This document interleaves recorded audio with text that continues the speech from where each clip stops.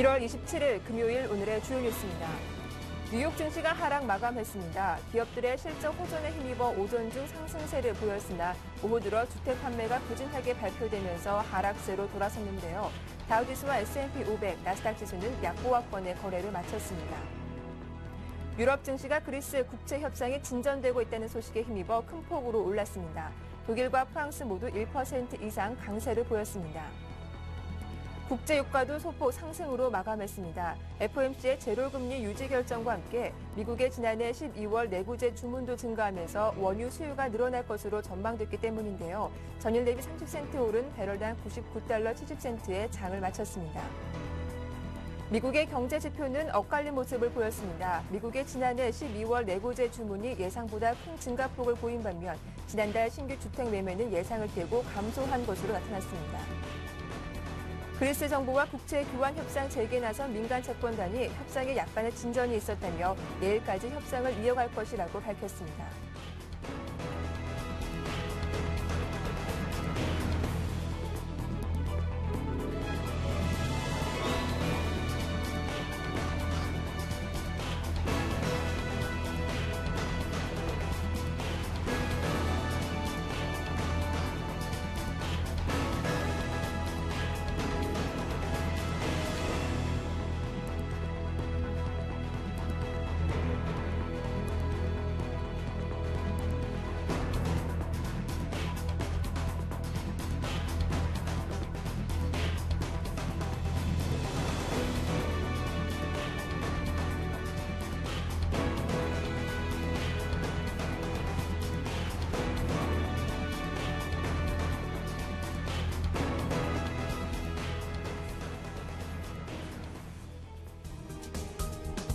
안녕하세요. 굿모닝 대박 예감 박미라입니다. 뉴욕 증시가 하루 만에 하락세로 장을 마쳤습니다.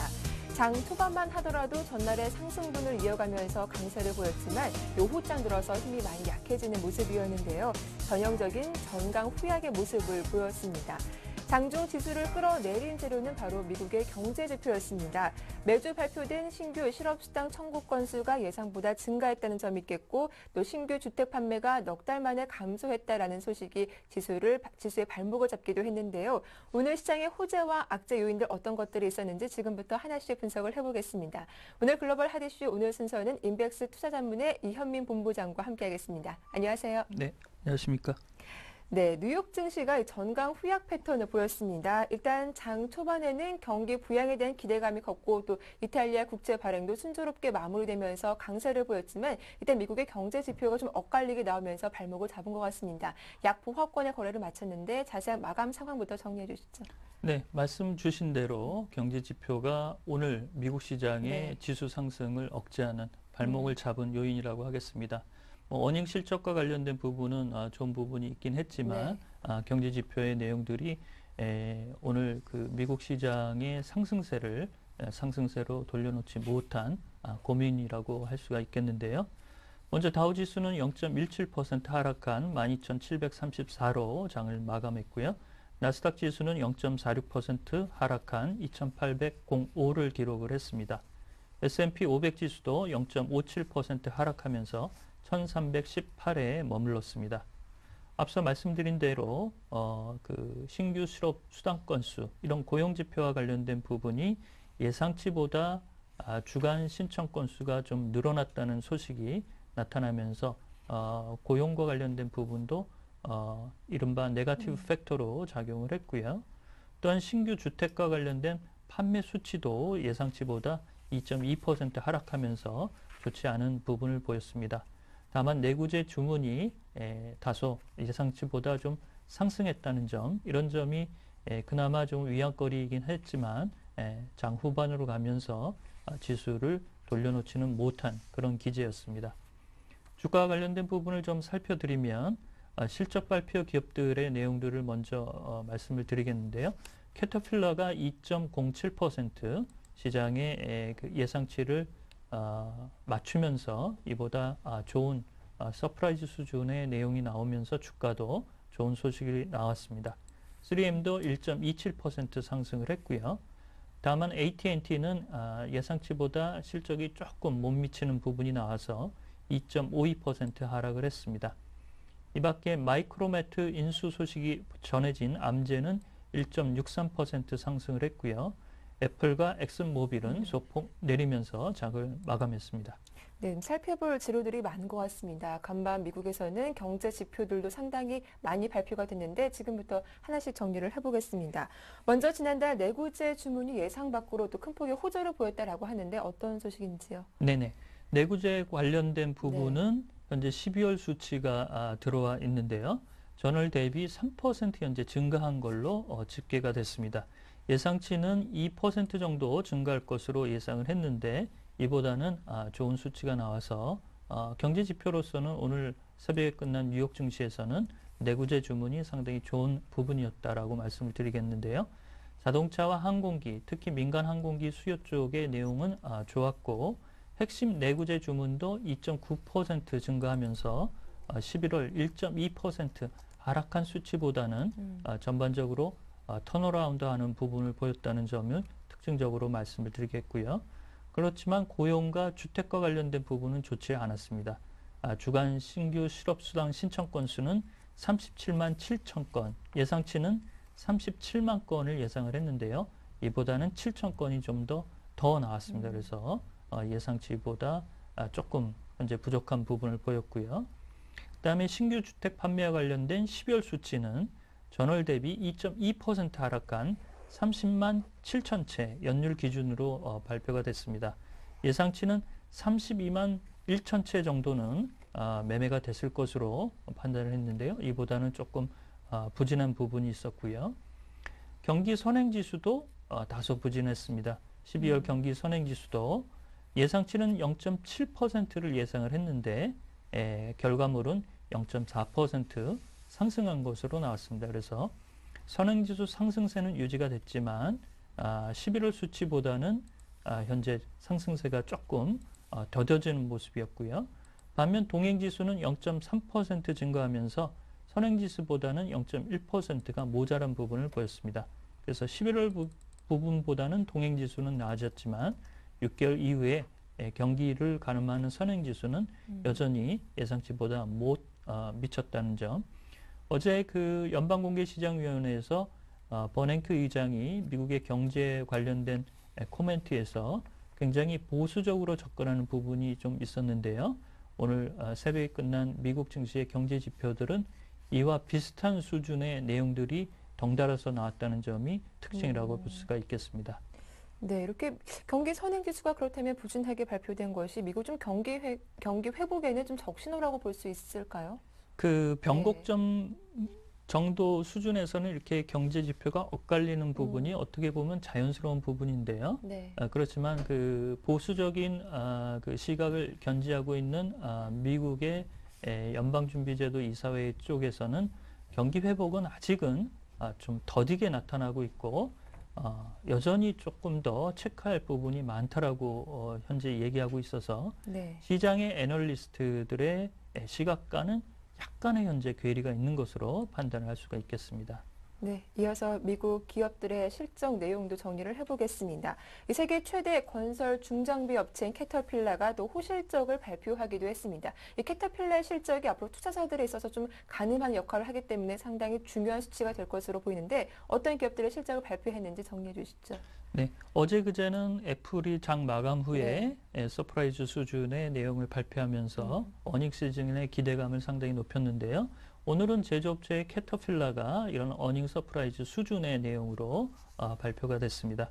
4분기 주당 순이익이 $2 32센트를 발표를 했는데요. 시장 예상치인 $1 73센트보다 상당히 좋은 수치가 나왔습니다. 그래서 애플로 인한 어닝 시즌의 어떤 그 흐름을 캐터필라 제조업체가 좀 바통을 이어받는 그런 흐름이었고요. 3M도 4분기 순이익이 9억 5,400만 달러를 기록하면서 주당 순이익이 $1 35센트, 시장 예상치인 $1 31센트보다 좋은 수치가 나왔고요. 방산업체인 로키드 마틴도 주당 순이익이 4분기 $2 14센트를 내면서 시장 예상치 $1 95센트보다 좋은 흐름이 보였습니다. 다만 AT&T가 주당 순이익이 4분기 42센트였는데요. 예상치는 43센트. 어느 정도 부합한 수치지만 비트하지를 못했다. 이를 능가하지 못했다는 점에서 조금 주가가 좀 하락하는 그런 여파도 있었고요. 장 마감 후에 그 실적을 발표한 스타벅스는 예상치보다 좋은 흐름이 나타났고 암제는 4분기 주당 순이익이 예상치에 부합하는 결과로 나와서 역시 오늘 그 마감한 뉴욕 증시에서는 캐터필러의 그 시장 호조 소식, 실적 호조 소식이 좋은 부분이 아니었나라고 정리할 수가 있겠습니다.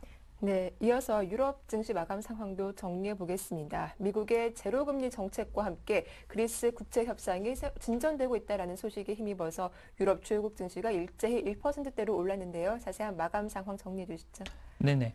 그 어제 연준이 발표한 네. 그 2014년까지 제로금리를 유지하겠다라는 점이 비교적 유럽 증시에도 든든한 버팀목이 되어졌고요. 또한 그리스와 민간 채권단과의 협상이 또다시 재개되고 있고 이런 부분에서 다소 진전이 있을 것이다라는 기대감이 주가를 좀 끌어올리는 동인으로 작용을 했습니다. 독일의 닥스 지수는 1.84% 상승을 했고요. 영국의 FTSE 지수도 1.22% 상승했고 프랑스의 CAC 40 지수도 1.53%, 오늘 유럽 증시에서는 그리스의 AS 지수도 3.9% 상승하면서 그리스와 관련된 내용 이런 쪽에서 좋은 흐름이 좀 나타났습니다. 또한 이태리의 50억 유로 국제 수화도 응찰률이 1.7배, 조금 떨어지긴 했지만 낙찰 금리가 좀 내려가면서 이전보다 좋은 흐름이 나타났고요. 따라서 오늘 그 주가와 관련된 부분을 조금 더 살펴드리면 그리스의 내셔널 그리스 은행이 18% 오르는 등 은행주의 좋은 흐름이 나타났습니다. 오스트레일리아의 에르스데 은행도 8.4% 올랐고요. 이태리의 방코 포포랄레도 2.9%, 핀란드의 노키아는 새로운 CEO 교체 이런 좀 기대감 때문에 2.7% 오르는 등 전반적으로 은행주 중에서도 그리스 은행주들의 움직임이 굉장히 좋았다라고 평가할 수 있겠습니다. 네, 이렇게 유럽 증시 마감 상황 정리해 봤는데요. 일단 유럽 증시 호재가 됐던 부분입니다. 그리스와 또 민간 채권단이 새롭게 협상을 재개하기 시작했다라는 보도가 나오기도 했는데 여기서 ECB 역할론도 크게 부각되고 있습니다. 새로운 국면으로 접어들고 있다라는 소식인데요. 네네. IMF의 라가르드 총재가 이 민간 채권단과 그 국채 탕감과 관련된 그리스의 협상에서 ECB가 가지고 있는 현재 그리스 국채 추정하기로는 약 현재 400억 유로 정도를 추산을 하고 있는데요. 이 내용도 같이 포함시켜야 되지 않겠느냐라고 얘기를 했습니다. 라가르드 총재가 이 얘기가 나오기 이전에는 메르켈 총리에게 유로 안정기구의 증액과 관련된 부분에 좀 타협점을 전향적으로 좀 얘기를 하자라고 했는데 이런 부분에 좀 거부를 했던 것이 네. IMF가 그 독일의 전향적인 부분에서 그리스 국채 탕감에도 그럼 형평성 문제에서 민간 채권단과 같이 얘기를 해줄 것을 현재 요구를 하고 있는데요. 독일과 ECB는 현재 좀 반대를 하는 입장이지만 이 얘기가 현재 국제금융협회 민간 채권단의 그 그리스 국채 탕감을 실질적으로 그 중간에서 어드바이저 역할을 하고 있는 찰스 달라라 쪽에서도 민간 채권단이 이런 부분을 현재 요구하고 있다라는 점이 다시 이제 불거져 나오면서 ECB의 국채와 관련된 그리스 국채 탕감도 어떤 형태로든 이렇게 얘기가 나왔기 때문에 결말이 나지 않을까라고 볼 수가 있겠습니다. 네. 그런데 이 ECB 반발이 상당히 만만치가 않잖아요. 네네. 좀 주말까지는 긍정적인 소식이 나올 수 있을까요? 그렇게 네. 당장 나오지는 못하겠죠. 네. 예상컨대 그렇게 당장 결정을 민간 채권단과 같이 그러면 협의할 수 있다라고 전향적으로 내기는 좀 어려울 것으로 보이고요. 이렇게 되면 포르투갈이라든지 여타 그리스 이외에 만약에 디폴트 사태로 들어가는 국가들의 그 국채와 관련된 부분을 ECB가 가지고 있는 쪽에서도 문제가 생길 수 있는 여지가 좀 있다는 쪽에서 ECB가 현재 좀 난색을 표하고 있다라고 볼 수가 있겠습니다. 따라서 현재로서는 ECB가 이 문제를 민간 채권단이 현재 버티게 하고 있는 쪽에서 어떻게 정치적인 술수와 어떤 그 타협점을 모색할 것인가 이런 부분이 현재 관건이라고 하겠는데요. 정치적인 변수가 이런 그 채무탕감 비율에 같이 녹아들으니까 상당히 예측하기가 힘들다라는 것이 현재 그 현지 언론뿐만 아니라 시장을 분석하는 이런 그 코멘터리 입장도 비슷한 부분이 아닌가라고 보겠습니다. 네, 다음 소식입니다. 미국이 유로존 은행의 임원 보수를 대대적으로 삭감하겠다라고 했는데 어떤 내용인지요? 미국과 유로존의 은행권들은 현재 그 작년에 이제 그 많이 불거져 나왔던 이른바 모랄 해저드 문제 이런 쪽 뿐만 아니라 최근에 이제 은행권의 자본 확충 문제 이런 부분에도 이제 당면하고 있는데요. 이런 점에서 임원들이 가져가는 보수를 조금 현재 낮게 책정하는 부분이 나오고 있습니다. 그래서 새벽에 크레딧 스위스도 이런 부분에서 올해 투자은행의 임원 보수를 약 30% 삭감하겠다라고 발표를 했는데요. 올해 1월 달에 영국의 바클레이즈도 애널리스트의 그 높은 임금을 약 17% 삭감하겠다라는 취지의 발언을 이미 한 바가 있고요. 미국도 별반 현재 다르지 않은 그런 부분입니다. 모건 스탠리나 JP 모건, 뱅크 오브 아메리카 역시 임금을 좀 삭감하거나 일부 스탁 옵션을 현금 대신 지급하면서 최근에 불거진 은행권의 감량 경영 이런 점에서 이른바 그 임금으로 인한 누수될 수 있는 부분을 조금 더 적게 가져가려는 노력이 최근 움직임에서 좀 잡히고 있다라고 볼 수가 있겠습니다. 네, 이어서 상품 시장 쪽으로 넘어가 보겠습니다. 간밤 국제 유가는 소폭 상승으로 마감을 했습니다. 그에 앞서서 이란이 EU의 이란산 원유 금수 조치에 대항해서 먼저 자체적으로 수출을 중단하는 안을 검토하겠다는 소식도 들려오기도 했는데요. 이 내용 좀 자세하게 살펴볼까요? 이 내용이 네. 그 어제 우리 증시에서 크게 다뤄지지 않았는데요. 네.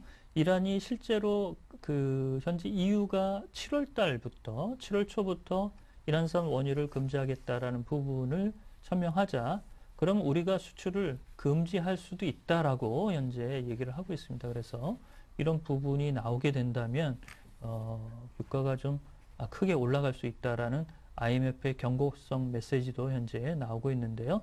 이런 흐름으로서 새벽에 끝난 이른바 상품 시장에서 서부 텍사스산 원유는 0.3% 소폭 상승하면서 배럴당 99달러 70센트에 마감을 했고요. 이런 그 이란의 원유 금수 조치 이런 부분에서 사우디나 카타르, 쿠웨이트, 아랍에미레이트 증산을 준비 중인 나라들이 어떻게 움직일 수 있을까 이런 부분이 굉장히 변수라고 할 수가 있겠습니다. 따라서 이란의 이런 그 으름장은 현재 검토가 들어가고 있다는 측면에서는 조금 더 그 주의 깊게 좀 다뤄야 될 부분이 아닌가라고 보겠고요. 마지막으로 금 가격을 말씀을 드리자면 그 연방공개시장위원회에서 제로금리를 꾸준하게 낮게 유지하겠다라는 이런 소식에 더불어서 1.6% 상승하면서 온스당 1,726달러 70센트에 마감을 했는데요. 최근 금 가격의 상승세가 유가의 상승세보다는 상당히 탄력적이다라는 점이 특징이라고 할 수가 있겠습니다. 네, 끝으로 오늘 밤 주요 일정과 함께 실적 발표 기업도 정리해 보겠습니다. 네, 추가 경제 지표는 네. 세 가지를 말씀을 드리겠는데요. 4분기 GDP 성장률이 발표가 됩니다. 예상치는 3% 정도 현재 증가한 수치를 예상을 하고 있고요. 4분기 개인 소비 증가율 예상치는 2.4% 증가한 수치로 현재 잠정 예상을 하고 있고요. 1월 미시간대 소비 심리 지수도 발표가 되는데요. 예상치는 74 정도입니다. 그래서 이전 수치와 크게 현재 달라지지 않은 그런 흐름으로 현재 예상을 하고 있고요. 실적 발표 기업으로는 프록터 앤 갬블과 포드, 쉐브론 이런 부분들이 있는데 프록터 앤 갬블은 4분기 주당 순이익이 1달러 8센트, 포드는 4분기 주당 순이익을 26% 정도로 26센트 정도로 현재 상정을 하고 있습니다. 다음 주 31일과 2월 1일에는 엑슨모빌과 화이자, US 스틸과 아메리칸 온라인, 월풀 퀄컴, 다우케미칼 등이 실적 발표 대기 중입니다. 네, 말씀 잘 들었습니다. 지금까지 인백스 투자자문의 이현민 본부장과 함께했습니다. 도움 말씀 감사합니다.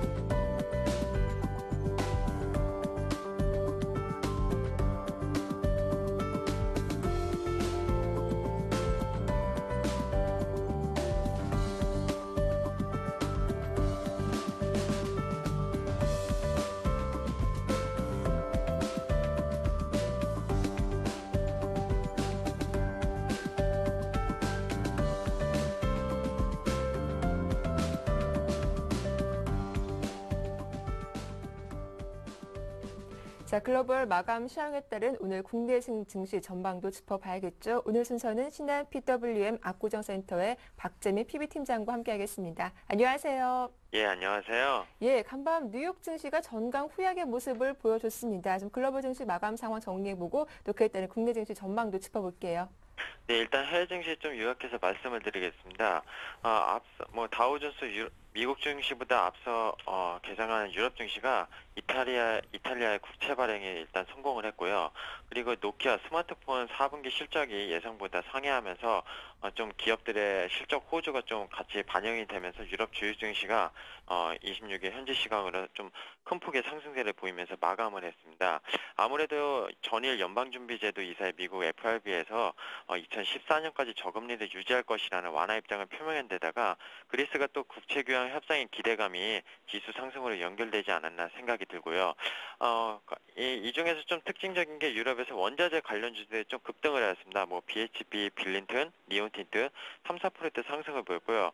세계 3위 구리업체 앵글로 아메리카가 3% 상승했고 노키아 앞서 말씀드린 스마트폰 이쪽이 예상보다 상회하는 실적을 발표하면서 2, 3%대 상승하는 모습을 보였습니다. 그리고 뒤늦게 이제 개장한 뉴욕 증시 오전 상승을 좀 유지하지 못하고 이제 마감가로는 하락 마감을 했는데요. 아무래도 이제 3년에 대한 고점을 이제 장중에 치고서 좀 차익 매물로 약보한 마감하지 않았나 일단 생각이 들고요. 다우존스 산업평균 지수가 22.33포인트, 0.18% 내린 12,734.63포인트로 마감을 했고요. S&P 500 지수는 7.6포인트 하락한 1,318.45로 마감했고 나스닥 지수는 0.46%, 13.03포인트 하락한 2,805.28포인트로 거래를 마쳤습니다. 이날 뉴욕 증시 중에 특징적인 게 캐터필러가 이제 기계업 중이죠. 실적 호재에 힘입어 상승 출발을 했고요. 다우존스 산업평균 지수는 개장 직후 115포인트까지 12,842포인트까지 최고점을 찍고 나서 종가 기준으로는 사실 2008년 5월 이후 장중으로는 최고치를 찍었다는 거에 좀 의미를 두는 게 맞을 것 같습니다. 네, 일단은 뉴욕 증시는 일단은 하락으로 마감을 했는데 오늘 국내 증시에는 어떤 영향을 미칠지도 궁금합니다. 일단 외국인의 매수세가 11거래일째 이어지면서 어제 코스피 지수도 1957포인트까지 올라왔는데요. 오늘도 금요일장이지 않습니까? 어떤 전략이 필요할까요? 예, 전일 국내 증시 말씀하신 대로 11거래일째 외국인의 사자 행렬이 이어졌습니다. 코스피 지수도 1950선을 지켜내면서 근 200일 이동평균선, 일봉상 200일 이동평균선까지 올라오면서 지금 차익 매물이 좀 기관 쪽에서 많이 나오고 있는 모습인데요. 사실 개인은 6거래일째 3조 5천억을 매도, 기관은 9천억을 순매도하는 상반되는 모습을 보이고 있습니다. 최근 외국인의 매집이 선물 거래로 인해서 베이시스 콘탱크 조절로 차익 거래로 현물, 즉 시가총액 높은 종목들을 위주로 매집을 하고 있기 때문에 좀 금액적으로 좀 크게 들어온다고 보시는 게 맞을 것 같고요. 금일도 외국인의 매수세는 이런 모양으로 계속 지속될 것으로 일단 보입니다. 그 이유로 살펴보면은 유럽 위기 국면이 시장에 많이 반영이 됐다고 보는 관점에서 지금 미국에서 저금리 기준이 2014년까지 계속 갈 거라고 하고 있고요. 시장은 안전자산보다는 위험자산으로 베팅하는 것이 심리적으로 이유가 깔렸습니다. 외국인이 한 달 새 5조 원 이상의 순매수 부분은 프로그램과 연결된 것이지 한국 주식시장에 대한 애착은 아니라는 점은 정확하게 좀 체크할 필요가 있다고 일단 생각이 듭니다. 그리고 외국인이 지금 많이 사는 업종은 금융, 전기전자, 화학, 유통, 집중적으로 대형주 위주로 좀 많이 사고 있다는 거, 이걸 좀 감안할 필요가 있다고 생각이 들고요.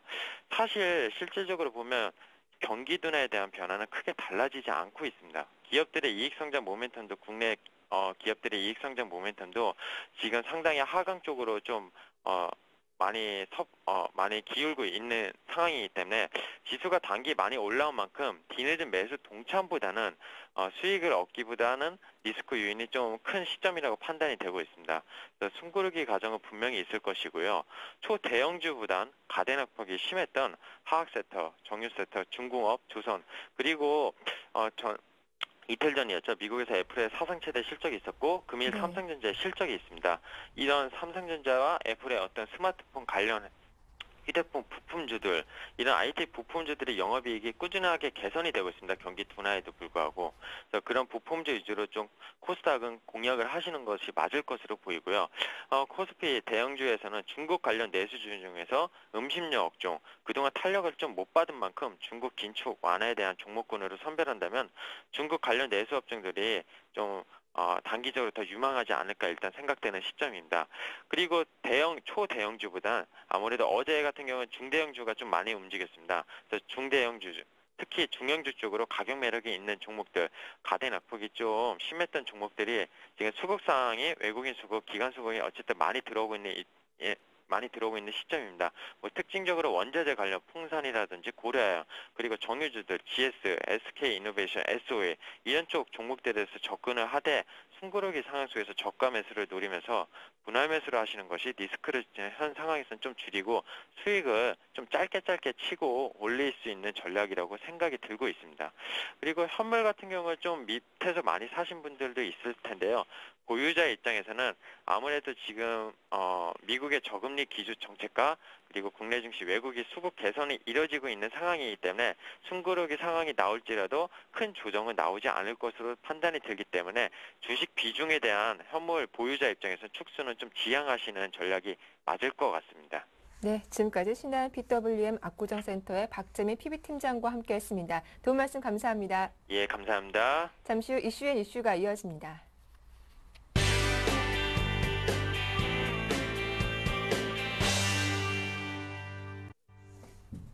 네, 서울경제신문을 통해서 국내외 주요 경제 이슈들 다뤄보겠습니다. 오늘 이슈 순서는 서울경제신문 증권부의 김종선 기자와 함께하겠습니다. 안녕하세요. 안녕하세요. 네, 첫 소식입니다. 호텔 신라가 제과 커피 사업에서 손을 떼기로 했습니다. 최근 들어서 재벌 그룹의 문어발식 경영에 대해서 여론의 질타가 빗발치고 있는 상태인데요. 어떤 내용인가요? 네, 이건희 삼성회장의 장녀인 이부진 호텔 신라 사장이 제과 커피 사업에서 철수한다고 어제 밝혔는데요. 최근 동네 빵집까지 재벌가 딸들이 장악한다는 비난 여론 때문으로 보입니다. 호텔 신라의 이번 조치가 앞으로 재벌가 2, 3세들의 제빵 사업 철수로 이어질지 주목됩니다. 호텔 신라의 한 관계자는 대기업의 영세 자영업종 참여와 관련한 사회적 여론에 순응하고 상생 경영을 적극 실천하자는 취지로 지난해 말부터 사업 철수를 준비해왔다고 설명했습니다. 이 관계자는 또 종업원의 불이익을 최소화하고 상생 경영 취지에 맞는 방안을 검토하고 있다고 밝혔습니다. 이부진 사장은 이번 결단이 대기업들의 제과 프랜차이즈 사업 확장에 브레이크 역할을 할 것으로 보입니다. 이명희 신세계그룹 회장의 딸인 정유경 부사장이 운행하는 조선호텔베이커리도 골목 상권 진출을 자제하겠다고 밝혔습니다. 신세계그룹의 한 관계자는 백화점 내 베이커리 매장 이외의 상권에서는 사업을 진행하지 않을 것이라고 말했습니다. 파리바게트를 운영하는 SPC, 뚜레쥬르를 운영하는 CJ푸드빌 등 대기업 프랜차이즈 업체들도 매장 확대를 자제하겠다는 입장입니다. 한편 LG그룹 계열인 아워홈도 이날 청국장과 순대 사업을 포기하기로 했습니다.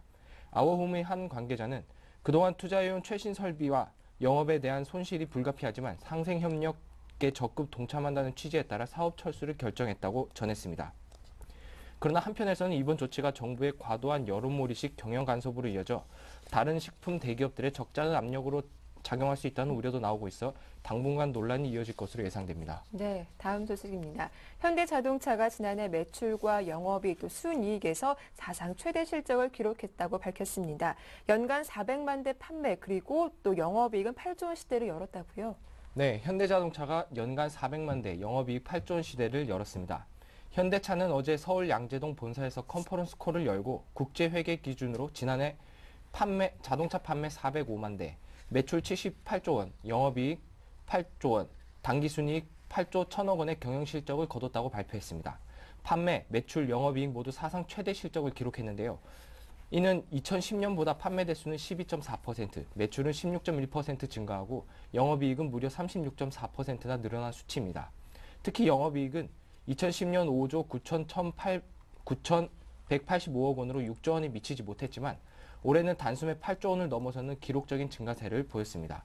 영업이익률은 10.4%로 2010년의 8.8%보다 1.6%포인트 증가했습니다.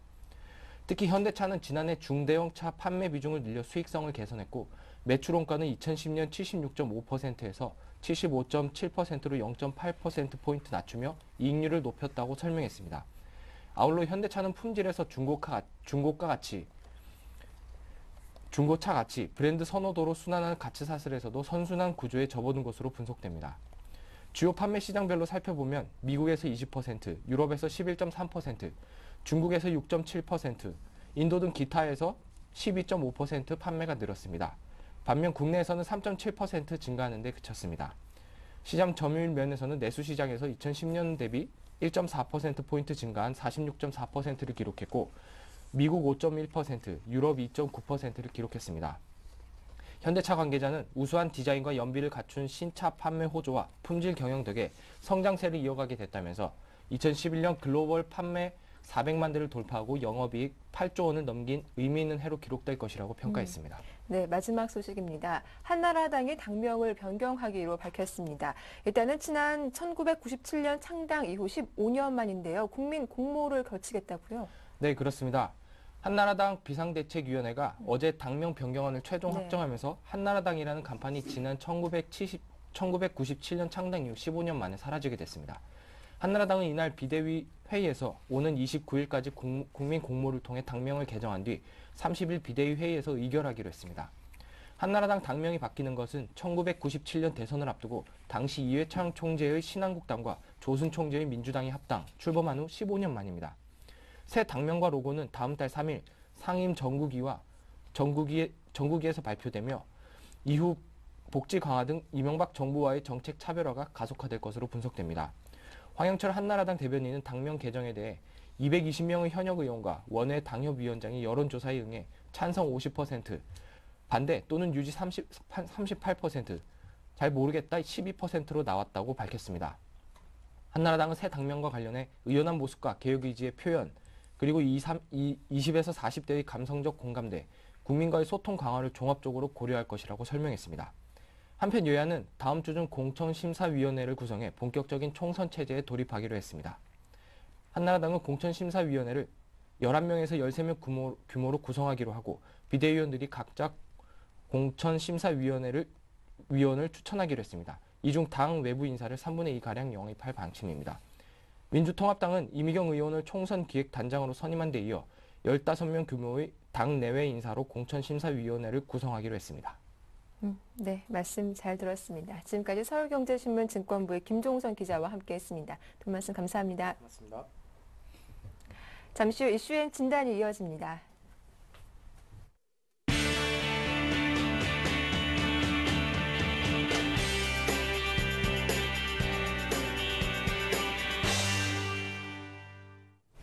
자, 오늘 장 전략 세워보는 이슈엔 진단 시작하겠습니다. 오늘 어떤 재료들이 시장을 움직일지 교보증권 상암지점 김학현 차장과 함께하겠습니다. 안녕하세요. 안녕하세요. 예, 먼저 어제 시장 정리를 해보고 오늘 순서를 시작을 해보겠습니다. 일단 어제 외국인이 또 11거래일째 순매수 행진을 이어가면서 코스피 지수가 소폭 강보합권에서 마감을 했는데 어제장 어떻게 마감됐는지 정리 부탁드립니다. 네, 주요 해외 증시가 지속적으로 호조를 보이는 가운데서 외국인들의 매수가 앞서 말씀하신 것처럼 11일째 계속되고 있습니다. 그러면서 시장의 코스피 지수는 6개월 만에 200일 이동 평균선을 처음으로 돌파해서 마감하는 강세의 모습을 보여줬습니다. 하지만 국내 기관은 3거래일째 매도를 지속하면서 차익 실현에 나서고 있는 모습인데요. 특히 이 외국인들의 매수가 지난 20일 1조 4,400억 원의 그 순매수 정점을 찍고 매수세가 급격히 위축되는 양상을 보이고 있기 때문에 시장은 지속적으로 매수세가 지속되고 있고 강세를 유지하고 있기는 하지만 단기 수급적 체력은 좀 약화되고 있는 상황이다라고 볼 수 있겠습니다. 다음으로 강세 업종을 좀 말씀드리면 전반적으로 뭐 종이목재 업종이나 유통, 서비스 업종 그한 강세를 보이지 않았었던 업종을 중심으로 해서 강세를 보였는데요. 그렇다고 해서 뭐 이들 업종의 두드러진 상승률을 보인 업종은 없었습니다. 네. 대부분 다 1%대의 상승률을 보였는데요. 종이목재 업종은 모나리자가 상한가에 진입하는 모습을 보였는데 이 종이목재 업종은 옐로우칩 이상의 종목들이 거의 존재하지 않습니다. 업종 자체가 시가총액의 0.18%밖에 되지 않기 때문에 이러한 소형주의 상한가가 업종 자체를 급등시키는 효과가 지금 발생이 되고 있다. 그래서 주목해 볼 만한 모습은 아니다라고 판단이 되고요. 가장 두드러진 업종은 유통업종이었습니다. 유통업종은 최근에 상당히 부진했었던 이러한 업종인데 전일 같은 경우는 GS 리테일, 신세계 인터내셔널, 영업무역 이러한 종목들로 해서 강세를 보였습니다. 이러한 종목들의 특징은 최근에 단기적으로 낙폭이 좀 심하게 진행됐었던 최근에 시장이 대형주 시장이 상당히 좋았음에도 불구하고 네. 이 유통업종은 상당히 부진한 모습을 보였었거든요. 그래서 GS 리테일 같은 경우는 그 최근에 낙폭과대 이유가 하이마트 인수전에 GS 리테일이 참여한다는 소식으로 해서 이 급락했었던 데에 대한 이 반발 매수세가 크게 유입되면서 전일 시장 하루 시장에서 상당히 두드러진 강세를 보였다라고 볼 수 있겠고 뭐 신세계 인터내셔널 같은 경우도 뭐 크게 다르지 않은 모습이고 마찬가지로 영업무역 역시 최근에 낙폭과대가 상당히 심하게 진행됐었던 이러한 업종이라고 볼 수 있겠습니다. 마지막으로는 서비스 업종인데요. 서비스 업종은 여행주와 지주사 관련주들이 강세를 보였습니다. 여행주들 같은 경우는 뭐 항공주들도 강세를 보였지만 여행사와 관련된 뭐 하나투어나 모두투어 같은 종목이 6%대의 강세를 보였는데요.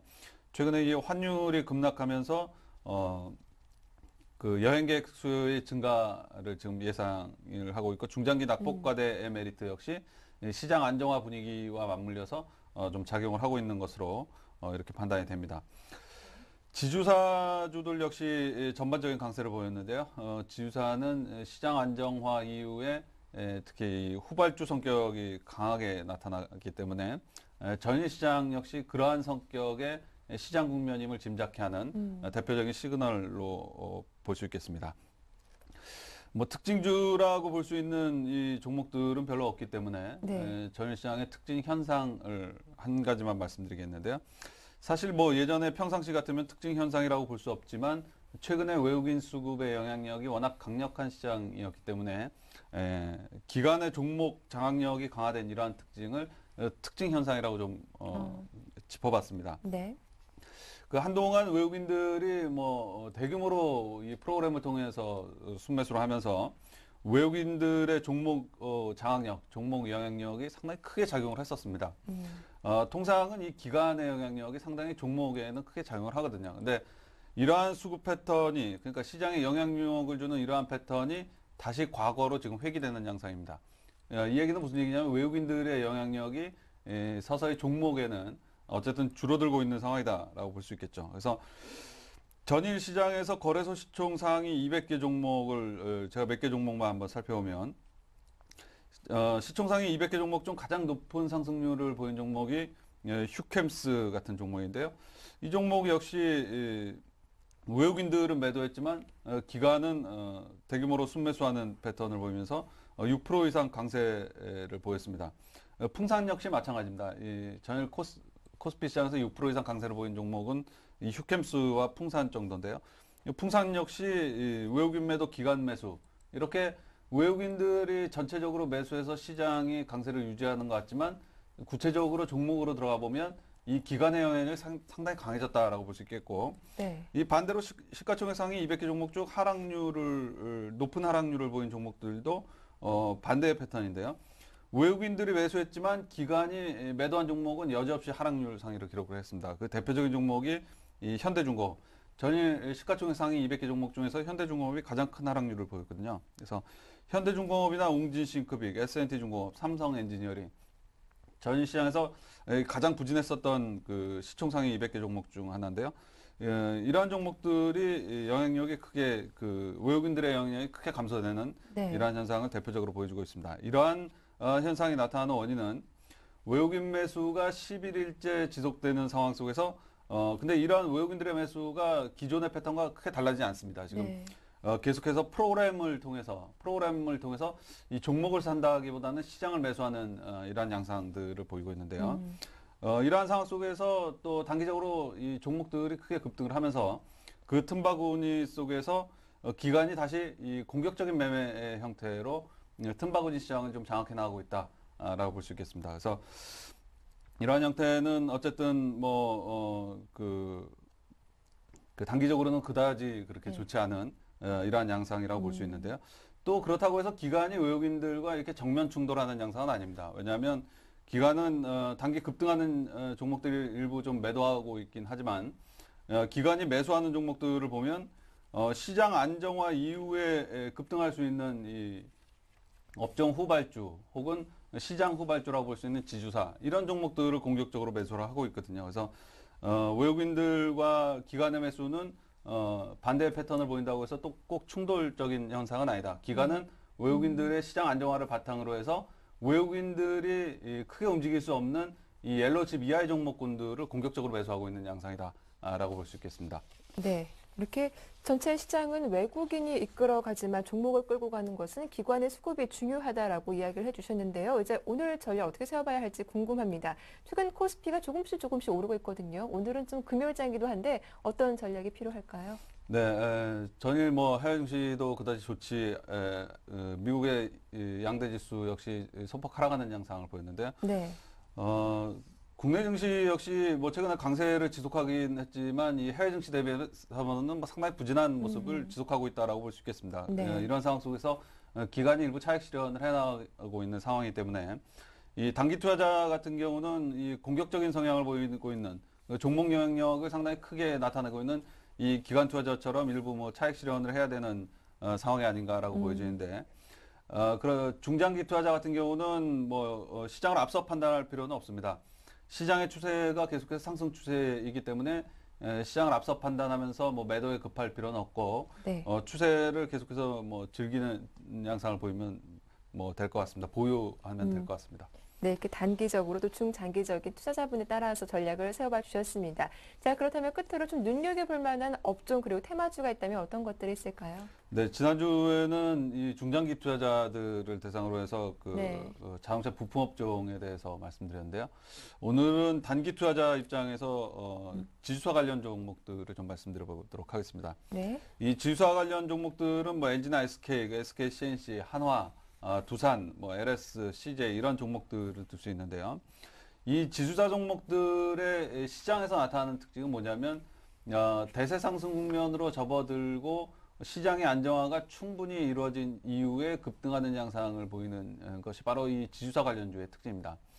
그럴 수밖에 없는 것이 이 시장이 바닥을 형성하고 대상승 국면 초기에 진입을 하게 되면 늘 이 경기 민감주들이 가장 먼저 급등을 하거든요. 이번 장에서 역시 삼성전자를 필두로 해서 IT주라든가 낙폭 과대 측면이 있었던 화학, 조선, 철강금속 이러한 업종의 대표주들, 대형주들, 1등주들이 가장 먼저 상승을 했습니다. 그 이후에 강세를 보이는 이 종목들이 바로 이 경기 민감주 중에서 후발주라고 볼 수 있는 종목들인데요. 지금 전일 시장에서 나타난 종목들 역시 마찬가지라고 볼 수 있겠습니다. 휴캠스, 방금 전에도 말씀드렸듯이 휴캠스나 풍산 같은 종목이 전일 코스피 200에서 가장 높은 상승률을 보였는데 이러한 종목들이 급등하는 건 역시 이러한 시장 안정화가 이루어진 이후에 나타나는 급등 현상의 측면이라고 볼 수 있겠는데요. 이들과 같이 혹은 이들의 바로 뒤에서 따라오고 있는 종목들이 바로 이 지주사 관련 종목들입니다. 네. 지주사 관련 종목들이 왜 이러한 특성을 보이냐면 이들은 그 여러 자회사들, 경기에 민감한 여러 자회사들을 두고 있는 상황 속에서 경기 안정화나 시장 안정화가 좀 풍족하게 이루어진 이후에 자회사들의 전반적인 상황 개선을 보인 이후에 강세를 보이기 때문에 지수사 관련주들이 이 시장 후발적인 특징을 보이고 있는데요. 이러한 지수사 관련주 중에서 뭐 전일시장에서 또 가장 인상적인 모습을 보인 지수사는 SK나 하나 같은 종목입니다. 네. 특히 이제 뭐 하나 같은 종목은 테크니컬적으로도 상당히 인상적인 모습을 보이고 있는데요. 뭐 이러한 전체적인 시장 메커니즘상으로 봤을 때는 단기 투자자들은 대형주 중에서는 지수사 관련주들이 상당히 매력적인 상황이다라고 판단이 됩니다. 네, 지주사 관련주 눈여겨보면 좋겠다라는 의견 잘 들어봤습니다. 지금까지 교보증권 상암지점의 김학현 차장과 함께했습니다. 도움 말씀 고맙습니다. 감사합니다. 네, 굿모닝 대박 예감 1부 순서는 여기서 마치겠습니다. 저희는 잠시 후 2부로 인사드리겠습니다. 고맙습니다.